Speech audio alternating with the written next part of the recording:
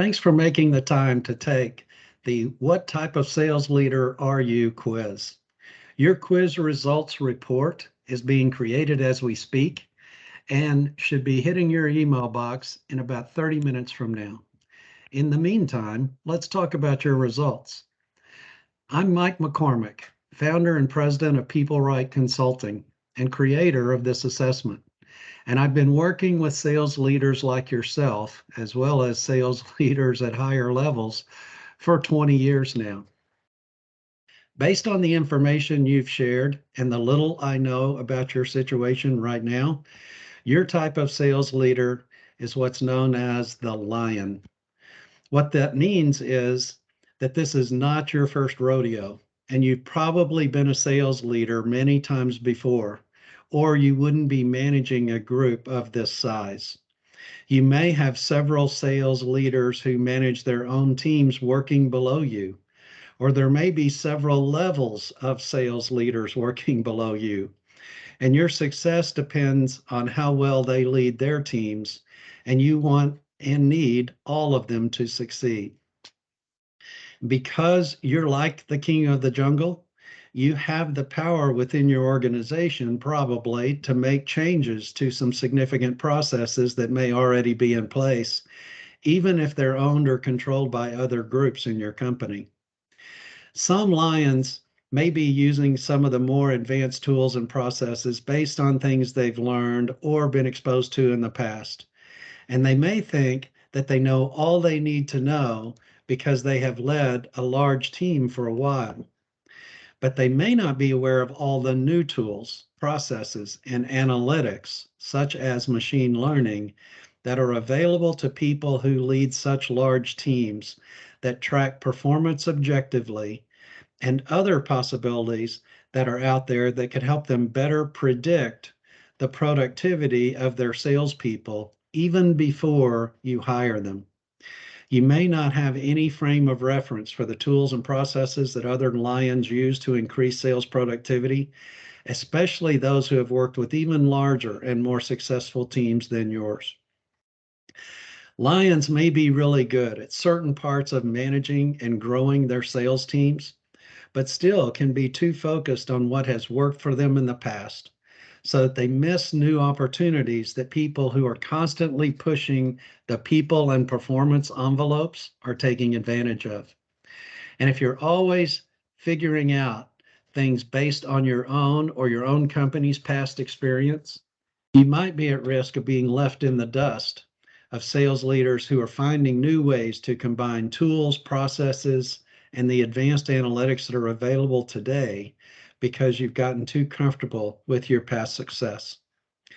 The one big mistake lions make is to think that they're doing all they can to effectively lead a large successful sales team, i.e., that you're already using the most advanced tools and processes to find and keep more top performing salespeople and sales managers. And while no one wants to be on the bleeding edge of new technology, you might be surprised what other sales leaders of large teams are doing in terms of combining best-in-class tools, proven processes, key performance metrics or KPIs, and machine learning or artificial intelligence to improve the human equation in ways that were impossible just a few short years ago. You may not realize how fast technology is changing, and other sales leaders have been using more advanced tools and processes to make better people decisions for several years now. And you may not realize that we can not only teach them to you, but to all of the sales leaders who report to you so that sales performance goes up in all areas of your organization. And here's the thing. The negative impact of those missed opportunities grows over time. Not only do you miss out on the benefit of making incrementally better people decisions over time, you're missing out on ways to cumulatively collect data that can increase your decision-making processes in the future.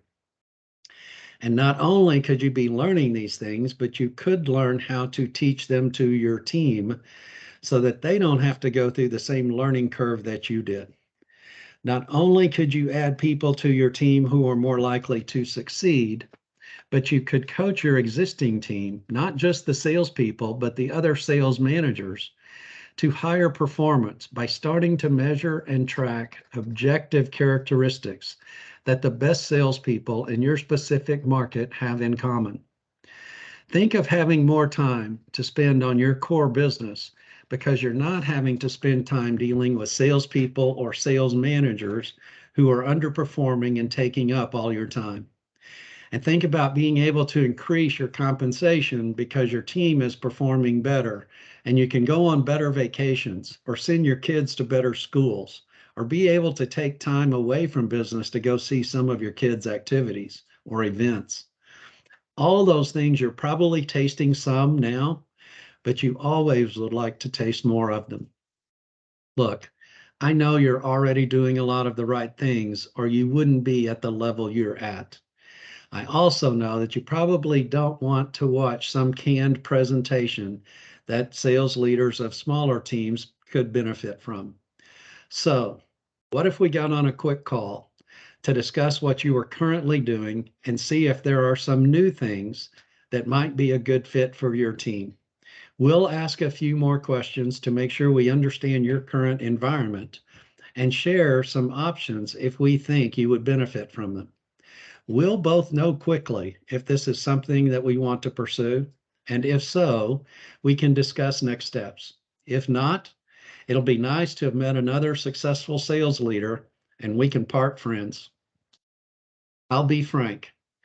We do our best work with the larger sales team, and the larger the team and the more performance data that they have, the more we can typically help. You see, I don't come from an HR background. I have an engineering degree and an MBA, and I come from the perspective that if you can't prove what you're doing is working, you shouldn't be doing it.